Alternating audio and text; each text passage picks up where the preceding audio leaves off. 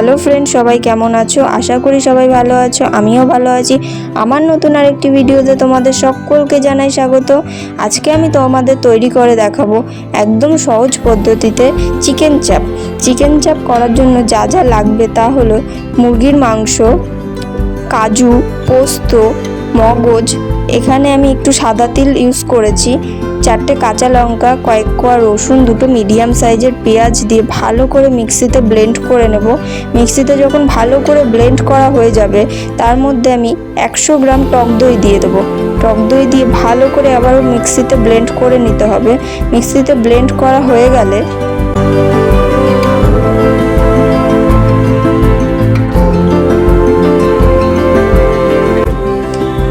Paste হয়ে গেলে পুরো পেস্টটা মাংসের মধ্যে দিয়ে তার মধ্যে পরিমাণ মতন কাশ্মীরি লঙ্কার গুঁড়ো আর সানরাইজের বিরিয়ানি মশলা আর পরিমাণ মতন সাদা তেল দিয়ে ভালো করে মাংসটাকে মেখে নেব।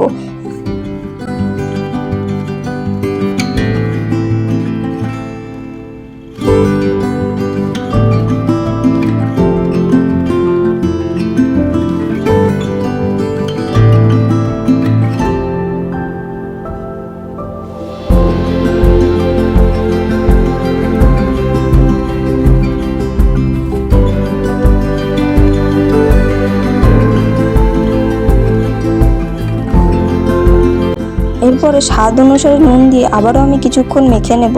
মেখে নেওয়ার পরে মাংসটা 1 ঘন্টা রেস্টে রাখবো যাতে মাংসটা পুরো সফট হয়ে যায়। এরপর কড়াই বসিয়ে কড়াইটাকে ভালো করে গরম করে নিয়ে এর মধ্যে পরিমাণ মতন ঘি দিয়ে দেবো।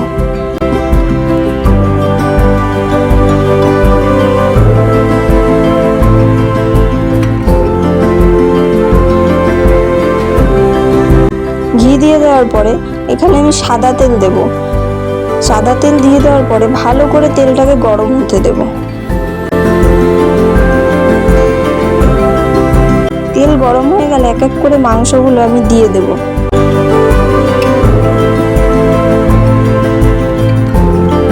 মাংসগুলো দেওয়া হয়ে গেলে এর মধ্যে আমি গোটা গরম মশলা দিয়ে দেব। তোমরা চাইলে তেলেও ফোড়ন দিতে পারো, আমি এখানে তেলে ফোড়ন দিই না, আমি মাংসের উপরেই দিয়ে দিই। দেওয়া হয়ে গেলে আমি এটা ভালো করে ভাজতে দেবো মাংসগুলোকে। ভালো মতন এপিট ওপিট ভাজা হয়ে গেলে যেই পেস্টটা ছিল সেই পেস্টটাও মাংসের মধ্যে দিয়ে দেব। দিয়ে ভালো করে নাড়াচাড়া করে আবারও কিছুক্ষণ ভাজা হতে দেব।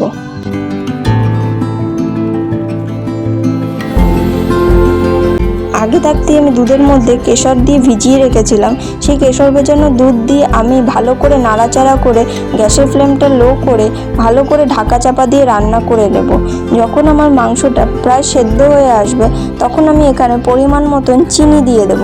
চিনি দিয়ে ভালো করে মাংসটাকে আবারও কিছুক্ষণ নাড়াচাড়া করে আবারও কিছুক্ষণ ঢাকা চাপা দিয়ে রান্না করার পরে এর মধ্যে আমি 1 চামচ গোলাপ জল, 1 চামচ কেওড়া জল আর একটু আতর দিয়ে ভালো করে নাড়াচাড়া করে এর উপর দিয়ে সানরাইজের বিরিয়ানি মশলা ছড়িয়ে দিয়ে ভালো করে নাড়াচাড়া করে নামিয়ে নিলেই তৈরি হয়ে যাবে আমাদের একদম সহজ পদ্ধতিতে চিকেন চাপ। তোমাদের এই চিকেন চাপ কেমন লাগলো আমাকে কমেন্ট করে